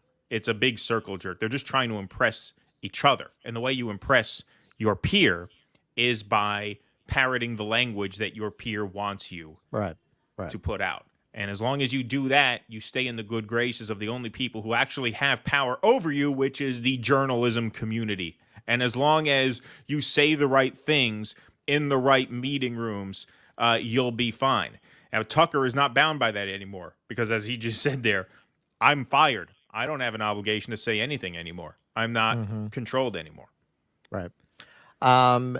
So the answer to your question is yes. He thought that he was going to get over. Right. He thought he was going to get a lot of accolades from the community you just mentioned because he spoke truth to Tucker Carlson. He called him out on his Putin-loving BS. And these people so much live in their own bubble and their own world. They never really are confronted by anything like what Tucker Carlson just said. We talked at the top of the show about how the Pod Save American people are like children. They are. They're completely naive. They're completely cut off from any narratives that contradict the kinds of ideas embedded in his question and taken for granted. Now, Tucker, in that clip, he goes on to say to the guy, yeah, look, hey, I sympathize. I understand you got a mortgage, but you know that what you're working for is corrupt. And the public knows too, and that's why they hate you. And it's true. This is not sustainable. This is why I think everyone who's paying attention knows that we are rushing headlong towards a time of, to use the term broadly, revolution. It is unsustainable to just keep going with institutions that have lost the public trust to this extent and that represent power when they're supposed to be representing the public. It's not sustainable. We've talked about how the only reason the cable news exists is because their business model is not viewership. It's getting bundled with cable packages. The print media has been shedding jobs and shedding jobs and shedding jobs. Every few months, they're firing more and more journalists. We're going through a period of transition, and if you had asked anybody 10 years ago, particularly 15 or 20 years ago, if Tucker Carlson would be on the side of the angels at the moment that that real battle was coming to a head between public, independent, alternative media like ourselves and, you know, much larger, more influential independent media, and establishment media, people would have told you were crazy that Tucker Carlson would be the spokesperson and avatar for that shift, but he has rapidly become that. He was always very talented. It's very much like when you watch Mehdi Hassan doing the Lord's work on Gaza, it's nice to see his talents put to a good cause. He was always talented. Right.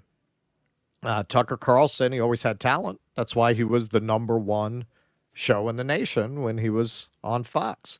To see his talents turned in this direction. You also mentioned that he addressed the white supremacy question in a very interesting way.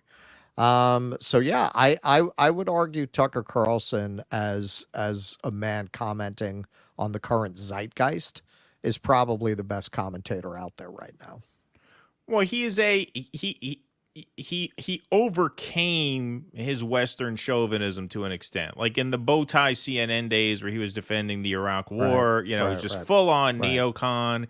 And then, you know, he's still an American patriot. Like he still obviously has a reverence for this country. He still obviously prefers this system to other systems. But you could see the transformation that he's undergone has been from traveling and looking into things that he perhaps didn't always look into, like the Julian Assange case. And the Julian Assange case is really so is the Ukraine war, obviously. But, you know, now, you know, he interviewed Stella during the Day X hearings. You know, the Julian Assange case is really a window into just how corrupt the West is and just how unfit we are to lecture the rest of the world about anything. The Tucker Carlson in the CNN bow tie era would never set foot in Russia, would never have any curiosity. Hey, what's it actually like to live in the East? He would never do it.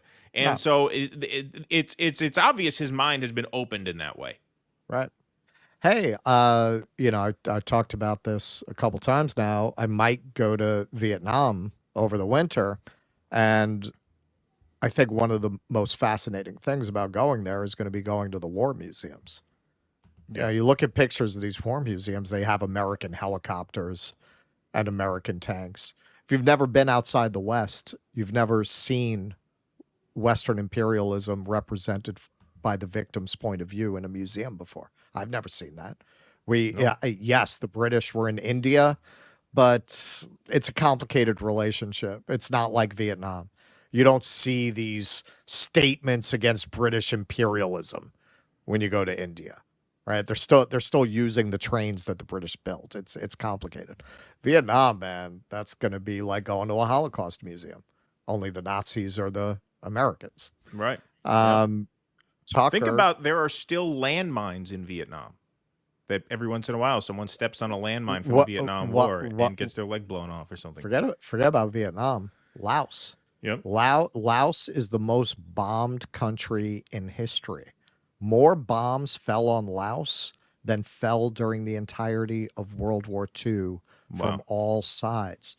They have literally hundreds of thousands of unexploded bombs still in the soil in Laos. There are teams that go around trying to dig them up, but it's really almost impossible to get to all of these mines. And that does happen. People get blown up by these mines. I think 20,000 Laotians have been killed by unexploded ordnance. Yeah, incredible. And Tucker, to his credit, he went and he traveled. And as you say, man, he was willing. I never understand people who don't want to allow other people to go on a journey. Don't you want people to change their minds? I never understand people who say, but what about you used to think that? Well, isn't it good that they don't? Right. Isn't the point of doing any of this kind of engagement to change the minds of people who you don't like or don't agree with? Yeah. Right. If you won't take the win, why are you even talking about politics to people? Right. Yeah. Why exactly. just stew in your own bitterness? Shut up. Right. Exactly. No, I think that's absolutely right.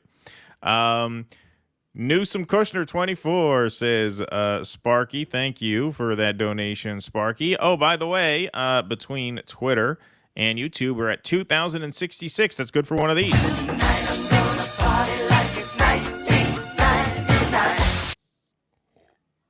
There you go. And we're coming up on it on Rumble. Very impressive Rumble chat today. 1931 over on Rumble. Damn. How do you like that? So hit that like button. Let's see if we can get you guys a 1999 sound drop. Let's see. Jay Tolbert, have you fellas contacted Sabby to do a joint stream tonight? It would be awesome seeing you three covering the debates. We have not. We might reach out. I don't know. Should we have guests on? I don't know. Might be hard. I assumed she would be doing it. I assumed everybody's going to be doing it. Yeah, just on Rumble, right? Does she? What kind of Rumble audience? I'm not does she sure. have? I think she's on Rumble. I know Kit's on Rumble. Is Kit going to be doing it? I don't know. Maybe I'll send some text when we're done with this. That could be fun. Take some of the weight off, right, of us. Thank you guys for being here. Thanks, Debs Mo. Appreciate that. We've had Sabby on the show before. We've been on hers. Yeah. It's been a while, but we have. Yeah, then we can get drunk. Yeah, exactly right. Janine Inez was a Christian fascist who launched a genocide, says Ellen Jimerson. Thanks, Ellen. Of Bolivian indigenous, and few cared. Only Sanders and Omar called it a coup. Thank you, Ellen.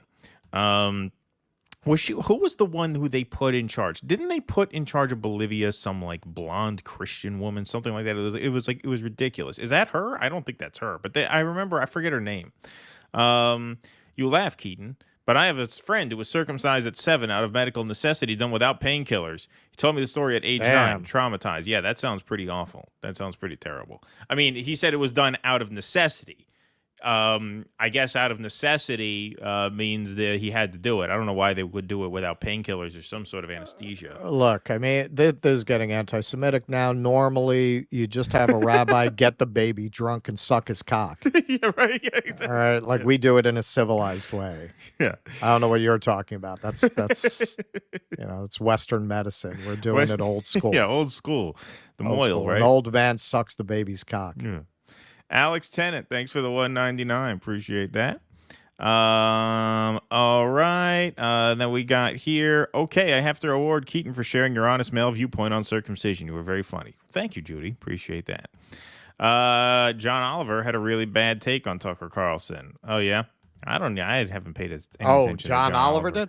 Let me tell you, actually, because one of the questions I did ask consistently at Pod Save America is who your favorite journalist is. John Oliver came up as much as Rachel Maddow. That surprised me. Interesting. The two top vote getters were John Oliver and Rachel Maddow. That makes sense. That does make sense. Oh, wow, 2120 in the Rumble chat.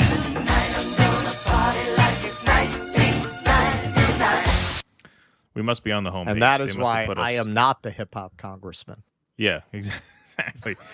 They must have put us on the homepage over there because we got people filing in like crazy over on Rumble. All right, we've got a couple more segments here on the day. Let's go to the Israeli Supreme Court. Russell, you could take this one away. All right. Speaking of moils. Yeah. All right, so the Israeli Supreme Court rules the slacking ultra-Orthodox must serve in the military. No more sucking off the teat of your secular countrymen. Now they're going to have to put their pay us where their mouth is. Israel's Supreme Court ruled unanimously Tuesday that ultra-Orthodox yeshiva students must be conscripted into the Israeli military and are no longer eligible for substantial government benefits, a decision that could lead to the collapse of Prime Minister Benjamin Netanyahu's ruling coalition. Now this is all very interesting if you've been getting fed the line that Israel is a Western-style democracy and not some kind of weird apartheid state with theocratic elements. Now, remember, in spite of what they want to tell you about pride, there is no gay marriage in Israel. A lot of them go to Cyprus to get married. There is not even interfaith marriage in Israel because marriages can only be performed by the rabbinate, which has a very extreme viewpoint about who can get married, so they will not perform any kind of interfaith marriage. Now, the state will recognize the marriage once you have it abroad, but you cannot actually get married in that way. But another theocratic element here is they subsidize this religious community. State funds, until now, this court has ruled that they want to put an end to it. But they have been financing this religious community that also has an exemption from military service. The ruling follows decades of controversy over the role in Israeli society for the ultra-Orthodox, also known as Haredim, which has mushroomed from a small minority into a million-strong community making up more than 12% of the population, because those people have a lot of kids. Yes. Ultra-Orthodox political parties have provided crucial backing to Netanyahu in exchange for their exemption from military service and hundreds of millions of dollars for their institutions. But in a country where military service is mandatory and battlefields are expanding, Israelis from across the political spectrum have demanded a change to the status quo, and on Tuesday, the Supreme Court made it official. In the midst of a grueling war, the burden of inequality is harsher than ever and demands a solution, said Justice Uzi Vogelman, one of 9 judges that signed onto the ruling. Haredim leaders expressed defiance, saying their religious studies comprise the spiritual backbone of the nation. Oh, yeah, you know it to look at it. Yeah. You guys are really imparting a very enlightened philosophy. Really setting the tone over there, yeah. When people think of Israel, the first thing they think of is the Golden Rule. Yeah, exactly. There is no force in the world that can disconnect the people of Israel from Torah study, and anyone who has tried in the past has failed miserably, said Aryeh Deri, chairman of the ultra-Orthodox Shas Party, in response to the ruling. The ultra-Orthodox receive government subsidies for privately run schools, where some students devote their lives to studying the Torah, as well as other religious and social organizations. The community is largely autonomous and insulated from the rest of society. Few members work, pay taxes, or serve in the military. With Israel now enmeshed in its longest war to date in Gaza and a possible second war looming in Lebanon, the justices said the country can no longer afford to exempt them from their duties as citizens. The decision follows a similar Supreme Court ruling in March when it ordered a halt to state subsidies for ultra-Orthodox yeshivas where students study instead of enlisting in the military. Mikkel Fuhr, the mother of 2 soldiers, said she was very happy to hear news of the court's ruling Tuesday.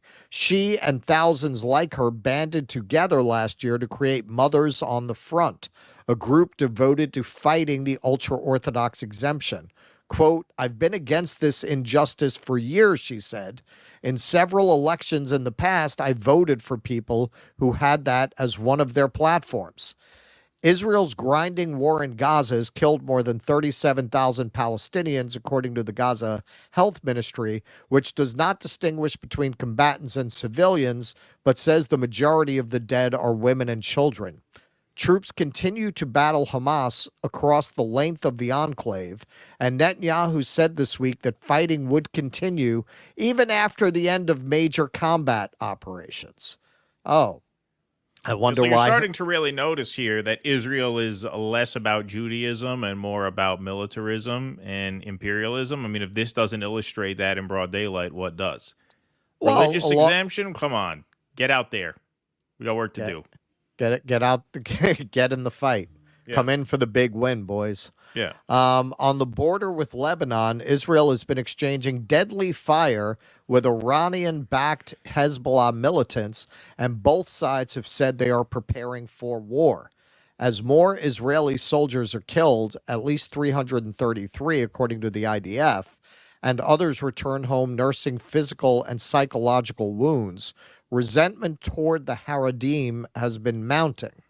According to a survey by the Jewish People Policy Institute, a nonpartisan think tank based in Jerusalem, 81% of Jewish Israelis favor changing the ultra-Orthodox exemption, with 45% supporting coercive measures and 36% preferring persuasive methods. I gotta say, that is some Jewy shit there to split hairs between coercive and persuasive. That sounds like the mafia. I didn't coerce them. I persuaded them. Right? Yeah, how exactly would you persuade them?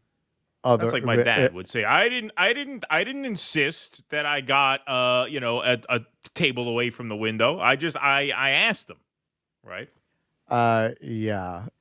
Shuki free. Yeah, like what would you do to persuade them to go join? Besides the military? coerce them, yeah, exactly. Like, what is the difference when there? clearly the entire community is up in arms about the idea that they might have to go and get their hands dirty in this settler colonial project that they benefit from. Shuki Friedman. That's how we Jews roll. You know, we don't coerce you, we persuade you. Hey, I was gonna pick up the check. He moved first. You know, we all just sit there still and wait for the other guy to move. 73% prefer passive aggressive monologuing. Exactly. Yeah. Yeah, right. Well, it's okay. We'll go do your fighting for you. No, you study Talmud. It's fine. No, I insist. I'll fight. No, I'll fight. You sit there. It's all right. Come on. You take it easy. You take a load off. You're working very hard there. Yes, exactly. Passive aggressive haggling. It's the majority. Yeah, indeed. Shuki Friedman, vice president of the JPPI, said the ultra-Orthodox now face a political dilemma. Quote, on the one hand, they want to prevent this disaster from their perspective, but on the other hand, if the government will collapse and go to elections, the result might be less good, and they can get even less of a compromise for their side. Polling has consistently shown that Netanyahu would struggle to pull together a ruling coalition without the support of ultra-Orthodox parties who have also served as critical linchpins in previous governments. A statement Tuesday from the Prime Minister's Likud party said that the Supreme Court ruling was relevant for only a short period of time, and that it was strange it issued its ruling as the government was pushing forward an older law, once rejected by the ultra-Orthodox, that would involve partial enlistment of the Haredim. Ultra-Orthodox politicians under Netanyahu's leadership will probably resort to stalling tactics to delay recruitment, said Yitzhak Krambi, a Haredi activist who has worked to integrate members of the community into Israel's high-tech sector. Quote, the Haredi leaders need to make a decision about if they want to be a part of Israeli society or just guests. Now we are in a moment that is not only about destiny. After the Holocaust, we came here and we built a country, but what is our mission? Okay. It seems to me, look, we're not experts on Israeli politics. It seems to me this is a case of where are they going to go? Right. If they're not supporting Netanyahu, who are they going to support? Yeah, no. But, look, I mean, if this is not a perfect demonstration of the actual, philosophy behind Israel, I don't know what is. I won't call it a spirituality. Israel has no spirituality. If it did, they wouldn't be doing this, right? This is a country with entirely terrestrial aims, right? Land and conquest, which is why we love them so much, because that's what's in it for us, right? Where you think the United States of America has some spiritual investment in the flourishing of a Jewish state? No. It's about the land. It's about the money. It's about the resources in and around that land. And this just shows that. I mean, why are they quarreling over this? Or, like, why would this be an issue if first and foremost on their list of things to do is not to conquer, right? There's nothing enlightened about it. There's nothing spiritual about it. Well, it's a bizarre, I'm reading Elon Pape's book, 10 Myths About Israel, I believe it's called. And it's very interesting, the forces that came together to create Israel. The reason you have these kibbutzim is the real competition for Zionist ideology in the late 19th and early 20th century was Marxism and socialism. A lot of Jews were at the forefront of, know in New York, the Jewish immigrants were the backbone of the union movement. And those unionists were very often Marxist, Leninists, and socialists. It was the same in Europe. So that was really the competing ideology. Eventually, figures like Ben-Gurion, who wound up being the first prime minister of Israel, co-opted a lot of Marxist, Leninist language and thinking and fused it with Zionism. That faction is how you end up with these kibbutzim. At the same time, to get religious people on board, which wound up being a kind of Brahmin caste, they gave them these special carve-outs and exemptions, which at one time, when you had this small priestly class, it wasn't as controversial. But now, because they have 8 million kids, because you have so many, this has become increasingly controversial. And then the other element was bending the knee to the Western colonial masters that ultimately were behind Zionism for the reason that RFK said very frankly, they're our aircraft carrier. They saw that as a win-win. A lot of these Christian Zionists were deeply anti-Semitic. It was a win-win in that we can have them there as a lever in the Middle East for our interests. At the same time, you get the Jews out of here. You go over there. It's a perfect solution. Everybody's happy. And you're seeing, as Israeli society, I would argue, comes apart, you're seeing all these elements exposed in a very raw form. Yes, agreed.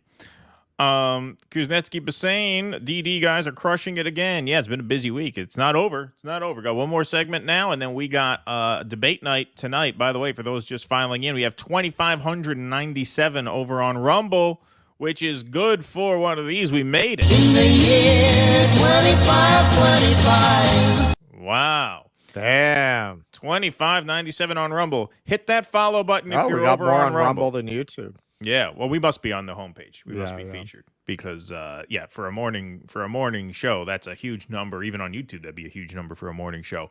But if you're over on Rumble, hit that follow button and join us tonight. By the way, so now between Rumble, Twitter, and YouTube, we got almost 5,000 watching, which is a good time to announce that we are going to be doing debate commentary tonight exclusively on Rumble. We will be streaming that to Twitter as well, but the chat and the fun and the party will be on Rumble. So if you're not on Rumble already, you can go subscribe to our Rumble channel by going to rumble.com/do-dissidents. Make sure you go and follow us there. And if you are over there on Rumble, hit that follow button right now so you get the alert tonight. We will be live at 8:45 p.m. That's 15 minutes before debate time. Thank you guys. Right after my road test. That's right. You got to retake your road test. Hopefully, Russell will be a licensed I failed driver. it last week. In New York, if in the parallel parking you hit the curb, it's an automatic fail. Automatic fail. Yep. I got thrown. The guy was so nasty, it psyched me out. It did. I got psyched out. Yeah, they're a generally fairly miserable lot. The driving test people, Pete Sweet. Now we're going to hear from people. I'm a driving test person. Yeah, you never know who you're gonna step on. Pete Sweet. Assange WikiLeaks contacted State Department under Hillary, who refused to negotiate or provide the name of individuals who would be at significant risk or harm ahead of the release of the documents. Thank you, Pete Sweet. Sparky, most everything, if not everything negative, which we in the West hear about Putin over the last 25 years, is made up by Western propaganda. Putin's actually a righteous and reasonable man. Poisonings, etc., blamed on Putin were carried out by the CIA, MI6, other Five Eyes, or their associates. Thank you, Sparky. Okay, let's go here. Sorry, okay. Got all that done. All right, we got one more story here, and then we'll take any more Super Chats or Rumble Rants that come in. Russell, do you want to do this one? Yeah, okay. Last one. All right, so this story has been very big among civil libertarians. Taibbi has been reporting quite a lot on this, probably more than anybody else. The Supreme Court tosses out claim Biden administration coerced social media companies to remove content. So this case was brought in Missouri. Missouri where originally a judge, and this really centers around the Twitter files and what was revealed of the contacts the government was having with these tech companies. And originally a judge actually made the obvious comparison in his decision to the mafia.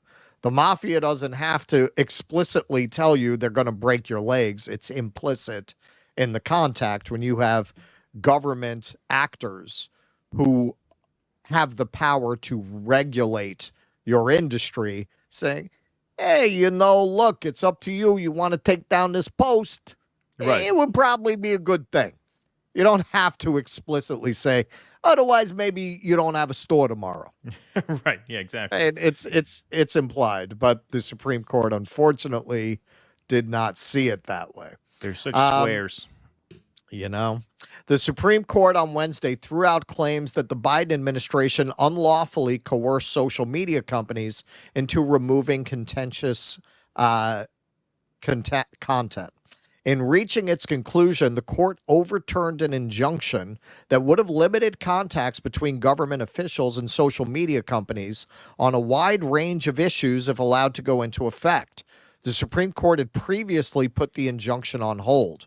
White House Press Secretary Karine Jean-Pierre welcomed the ruling, saying it will help the administration, quote, continue our important work with technology companies to protect the safety and security of the American people after years of Republican attacks on public officials who engaged in critical work to keep Americans safe. This woman is a one-person ad campaign for the Republican Party. Yes. The court, on a 6-3 vote, found that plaintiffs did not have standing to sue, in part because they had failed to adequately allege that the content moderation at issue was as a result of government actions. Writing for the majority, conservative Justice Amy Coney Barrett said the plaintiffs, Republican attorneys general in Louisiana and Missouri, along with 5 social media users, had failed to show they had suffered harm at the hands of specific government officials. She noted that social media platforms routinely moderated content even before the alleged coercion happened. Quote, in fact, the platforms acting independently had strengthened their pre-existing content moderation policies before the government defendants got involved, she added. Okay, can I pause there? I mean, talk about missing the point. Talk about missing the entire point. If they're moderating their content, that means they don't need the government to moderate the content. So what is the government getting involved for? The government getting involved is inherently coercive. Now, we covered this because they signaled they were going to rule this way a few months ago, so we talked a little bit about this. You want to make the case that they're making that government contact is not, by definition, in all cases, coercive. You can make that as a theoretical argument. There could be situations where the government innocently says, hey, keep an eye out for this, that, whatever. Something's going on. Keep your eyes open. Could that happen in theory? Sure. Is that how they have acted in these past few years? No. So like I said, it's not that I don't understand this ruling. I do understand where they are coming from. But where they are coming from is a place that exists only in theory. Like if you have any prudence about you, don't you see what's actually going on? Don't you actually see what the actual like physical implications of this are? Or are you just so stuck in your textbook that you're not willing to take a look around and see what's happening? I do see where they're coming from in the sense that I think a ruling where they threw it out on the grounds that the plaintiffs didn't have standing without setting the dangerous precedent they set by actually offering an opinion about government contacts of this nature, I think would have been in bounds. This is a dangerous decision. Right. While the evidence shows government officials played a role in moderation choices, well, there you go. I mean, and this is really the crux of it. Barrett wrote that's not enough to justify a sweeping injunction. I would argue, yes, it is. Right. Yes, it is. That is extremely dangerous to the underpinnings of freedom of speech and freedom of the press. Right. Not that they have demonstrated a real interest in exercising it, but we'd like the right there for anyone who decides to pick it up. Especially since one sentence ago in this article, it says that the social media companies were moderating themselves without the government. Okay, so then what business is it of the government if they're capable of doing this on their own, which there's no reason they wouldn't be, but if you're admitting they're capable of doing this on their own, what is the role of the government whose only standard are, absent an emergency, are First Amendment standards? Now, an emergency could be whatever they say it is, as we know. Right. And we saw that during the period in question that the Twitter files really covered, that are the main evidence in this case, the government suppressed correct information like the lab leak. Right. So it is not as if you're talking about the government is saying, don't tell people to drink bleach. Right. And the Hunter Biden laptop. I mean, that was chapter one of the those Hunter file Biden leaks. laptop. Yep. Like this demonstrates what the danger of that is. Now, I don't know if they brought those things as evidence in the case, the Hunter Biden laptop and such. But this decision allows them to, what if there's another pandemic, as they're telegraphing, right? with the bird flu. We saw that a lot of speech they suppressed turned out to be correct. That's exactly why we have freedom of speech. It is assumed you can't trust the government to regulate truth. Right. That's central to our whole governing philosophy as a society. Exactly. The plaintiffs also failed to show that previous examples of content moderation could be linked to the communications government officials had with the platform, she added. The states, for example, alleged that a Louisiana state representative's Facebook post about the COVID-19 vaccine was restricted because of government intervention, but Barrett said there was, quote, no evidence to support the state's allegation. That is a fuck up on the plaintiff's side, assuming that reporting is accurate, because you can't point to every piece of content moderation as being somehow coerced by the government. Of course, Facebook is going to take it upon itself to regulate speech around COVID. We knew that the second the pandemic hit, just like they did on January 6th. What, the government didn't send them a memo on January 6th saying kick everyone off who doesn't think this was insurrection. They knew to do that by themselves, right? And same thing with COVID. Of course, there was going to be moderation independent of the government, but that's neither here nor there. The question is, what is the government doing sticking its nose in? If it's not needed, why is it there? Well, that's like saying, Hollywood didn't do any movies sympathetic to communism during the Red Scare. Right. So that's evidence the government didn't pressure them not to represent that viewpoint in a positive light. Justice Samuel Alito wrote a sharp dissent joined by two other conservatives, Justice Clarence Thomas and Justice Neil Gorsuch.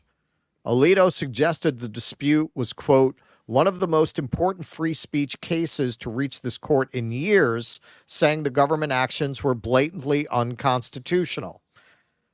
Dogs and cats living together, man. Right. When Alito is the reasonable person in the room. The majority permits the successful campaign of coercion in this case to stand as an attractive model for future officials who want to control what the people say, hear, and think, he added.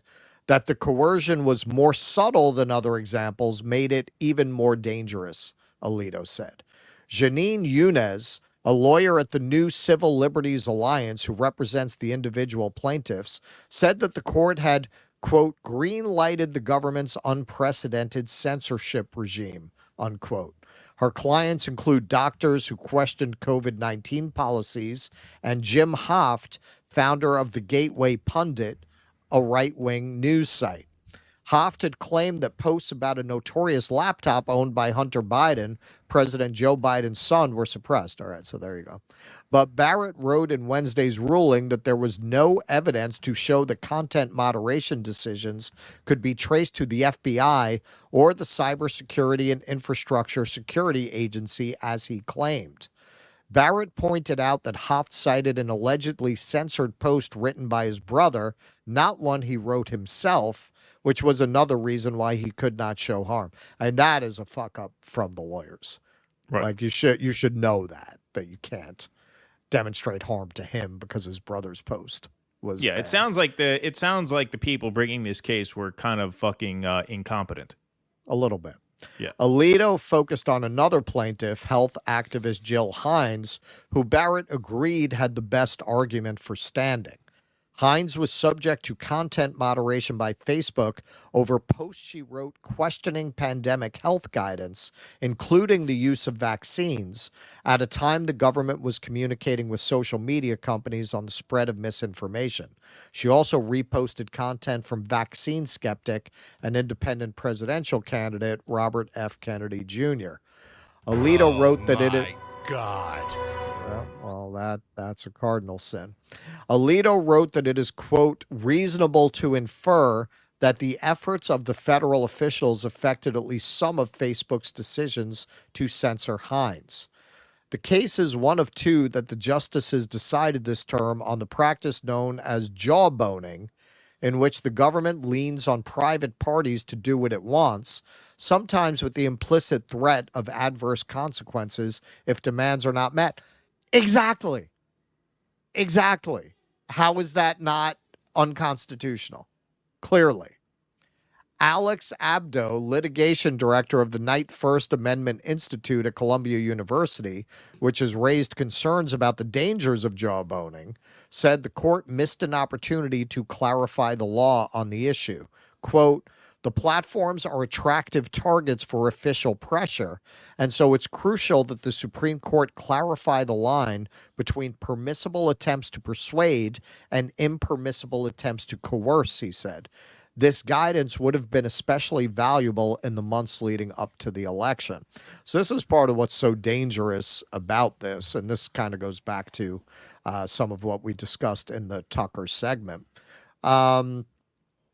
You have a shift from the legacy media, which is well protected by a lot of established precedents, court decisions regarding freedom of the press and government coercion. And then you have this new tech where journalism, real journalism, is increasingly the only place where it's being platformed, and they are not giving them the protections that historically were given to print journalism. So you're going to wind up with the platforms where journalism is actually occurring now, not having the protections of the old legacy media where journalism has long since fled their hallowed halls and they've simply become disseminators of propaganda. They have protections that they don't need because they don't do journalism at this point. Right, exactly. They'll never run up against it in that way. Right. Yeah. All right, let's take some more Rumble rants and super chats, and then we will close the lights on this stream. But then come back tonight, 8:45 p.m. Eastern. Join our newsletter so you get that announcement email, because it's not going to be on YouTube. It's going to be on Rumble only, but we will send out emails to our Substackers, our patrons, and our Locals members. So dudissidents.substack.com. You can join for free. If you don't have $5 a month, you still get the newsletter announcements as part of the free Substack membership. So head over there so you don't miss the show tonight. It's going to be a doozy. It's going to be a fun one, assuming Rumble's infrastructure does not crash from the traffic. Knock on wood. It's going to be a busy night over there, for sure. Sparky, Supreme Court stacked with establishment stooges. Thank you, Sparky. Appreciate that. I see 3 people just got the alert. 3 of you just started following our channel. Let's get some more. Yes, we do have Patreon. I love Jimmy Dore. Absolutely. Patreon is right here. Patreon.com/DoDissidents. Head on over and sign up, please, and thank you. Thank you for your question, and good catch, Mr. Dobular, on that. Don't want to miss those questions. Those are the kinds of questions that keep us in business, right? Yep. Where are we at here? Roachy Boy. Lads, a viewer music suggestion, Tool 46 and 2 for days when you're crushing the YouTube and Rumble streams. You've broken 5,000 before. Time to shoot for the stars. Okay, 44062. Interesting. Let me listen to it and see if I like it. I don't know the song. Yeah, that's a bit of an obscure one, Roachy Boy. Let's see here. This is a funny one. Judge 51, there was a baby born without eyelids, so they took his foreskin and made them into eyelids. The kid's doing all right. He's just a little cockeyed. It's good. It's funny. I like that. It's a good joke, Judge. With the current political situation... If any young men were alive today. Yeah, right, exactly, yeah. We need the little kick drum for chats like that as a sound drop. With the current political situation of libs and progressives being fraudulent, Borat seems very dated with its simplistic pitting against right-wing Americans. Absolutely, yes. Yes. And also seems very dated because of the fact that Sacha Baron Cohen is a fanatical genocidal maniac of a Zionist. Yeah, that too. You know, his wife, my wife's wife vision is like the sleeve of a wizard. Yeah, it's still one of the funniest lines ever. It hangs like the sleeve pronounced of in a movie. Yeah, He's it like hangs sleeve like of wizard. Yeah, it's so good. No, I mean those one of the funniest lines I've ever heard. Yeah, no, those movies were great. His Highness. So if the government wants to tell women's health centers they should perform abortions, and what a shame it would be if their center burned down, I guess SCOTUS will be fine with that. Yeah. You're not kidding. Rumble Eater, thank you. Appreciate that very much. All right. Let's see. Did you see the new Borat movie, the second one? That was much more libby. Which one? They made a sequel. Oh, yeah, I saw it. Yeah, it wasn't as good. Wasn't nearly as good, no. Alrighty.